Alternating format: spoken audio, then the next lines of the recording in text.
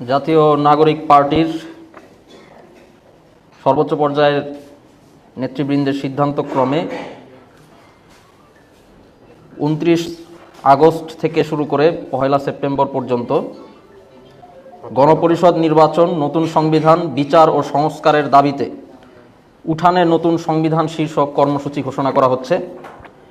এই কর্মসূচির আওতায় 9টি বিভাগে বিভিন্ন জেলায় 27টি উপজেলায় উঠান বৈঠকের আয়োজন করা হবে এবং সাংগঠনিক সভার আয়োজন করা হবে। এই কর্মসূচির লক্ষ্য নতুন গণপরিষদ এবং সংবিধানের দাবিকে দেশের আপামর জনসাধারণের কাছে পৌঁছে দেওয়া এবং জুলাই গণঅভ্যুত্থানের যে আকাঙ্ক্ষা, সেই আকাঙ্ক্ষাকে বাস্তবে রূপদানের মাধ্যম হিসেবে গণপরিষদ নির্বাচনের দাবিতে সারা দেশে আন্দোলন গড়ে তোলার পূর্ব প্রস্তুতি সম্পন্ন করা। আমরা আশা করি এই কর্মসূচির সফলতার মধ্য দিয়ে জুলাই গণঅভ্যুত্থানে জনগণের আকাঙ্ক্ষাকে ধারণ করা এবং সেই সংগ্রামকে এগিয়ে নিয়ে যাওয়ার পথে জাতীয় নাগরিক পার্টি দেশবাসীর সহযোগিতা এবং সমর্থন পাবে।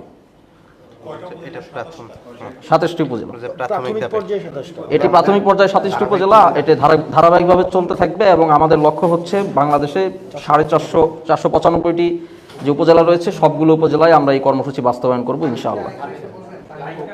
প্রাথমিক পর্যায়ে কর্মসূচিটি হচ্ছে গণপরিষদ নির্বাচন, নতুন সংবিধান, বিচার ও সংস্কারের দাবিতে উঠানে নতুন সংবিধান কর্মসূচি। এই কর্মসূচির আওতায় উঠান বৈঠক এবং সারা দেশে প্রান্তিক পর্যায়ে, তৃণমূল পর্যায়ে এনসিপির নেতাকর্মীদের সাথে সাংগঠনিক সভা আয়োজন করা হবে।